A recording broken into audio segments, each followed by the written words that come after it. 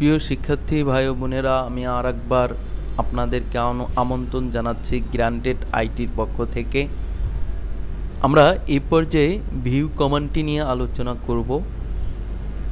এর জন্য আমরা ভিউতে ক্লিক, তো দেখুন আমরা প্রিন্ট লেআউট এই কথাটি সিলেক্ট থাকার কারণে আমরা প্রিন্ট লেআউটে পেজটিকে দেখতে পাচ্ছি। আমরা ফুল স্ক্রিন রেন্ডারিং এটিতে ক্লিক করলে দেখুন আমরা ফুল স্ক্রিনে এটিকে দেখতে পারবো। আমরা ক্লোজে ক্লিক করার মাধ্যমে এখান থেকে বের হয়ে চলে আসতে পারবো। আমরা আবারও দেখাচ্ছি, ফুল স্ক্রিনে ক্লিক করার মাধ্যমে আমরা পেজটিকে ফুল স্ক্রিনে দেখতে পারবো। আমরা ক্লোজে ক্লিকের মাধ্যমে এখান থেকে বের হয়ে চলে আসতে পারবো। ওয়েব লেআউটে আমরা ওয়েব পেজে ডিজাইন যদি কখনো করি, তাহলে ওয়েব লেআউটে আমাদের পেজটি অর্থাৎ ওয়েবে আমাদের ইন্টারনেটে আমাদের পেজটি কেমন আসবে ওপেন করলে সেটি দেখে নিতে পারি। আমরা সাধারণত প্রিন্ট করার জন্য ব্যবহার করি, যার কারণে আমরা প্রিন্ট লেআউটে সিলেক্ট রাখি।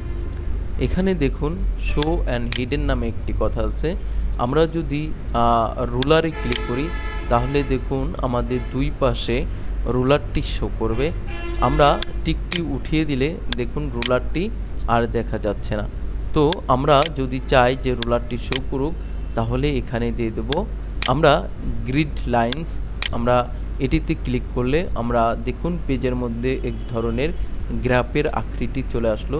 তো আমরা এখান থেকে এটি উঠিয়ে দিলে দেখুন এখন আর নাই। মোট কথা আমরা যে জিনিসটি চাই ক্লিক করলে সেটি চলে আসবে, আমরা ক্লিকটি উঠিয়ে দিলেই সেটি চলে যাবে। জুমে ক্লিক করার মাধ্যমে আমি যদি আমার এই লেখাগুলোকে অনেক বড় করে দেখতে চাই, তাহলে 200-তে ক্লিক করছি, আমি ওকেতে ক্লিক করলাম। দেখুন লেখাগুলোর সাইজ আগের তুলনায় অনেক বেশি বড় হয়ে গেল, অর্থাৎ পেজটি আমার অনেক বড় হয়ে গেল, যেহেতু আমি জুম কমান্ডটি ব্যবহার করেছি। এখানে যদি আমি ছোট করে দেখতে চাই, যেমন আমি 75-এ ক্লিক করলাম এই মুহূর্তে, ওকেতে ক্লিক করলে দেখুন আমার অনেক বেশি ছোট হয়ে গেল, আমার পেজটি অনেক ছোট হয়ে গেল। এখানে আমি 100% এটিতে ক্লিক করলে আমরা পেজটি নর্মাল অবস্থায় দেখতে পারবো। এখানে আমরা ক্লিকের মাধ্যমে দেখুন পেজটি আমরা অনেক ছোট আকারে সম্পূর্ণ পেজটি আমরা দেখতে পাচ্ছি বা আমাদের সামনে প্রেজেন্ট হচ্ছে। আমরা এটিতে ক্লিক করার মাধ্যমে যদি আমাদের একাধিক পেজ থাকে, অর্থাৎ দ্বিতীয় পেজটি থাকলে আমরা সেটিকে দেখতে পারবো। আমরা এখানে ক্লিক করার মাধ্যমে পেজটিকে বড় আকারে দেখতে পারবো।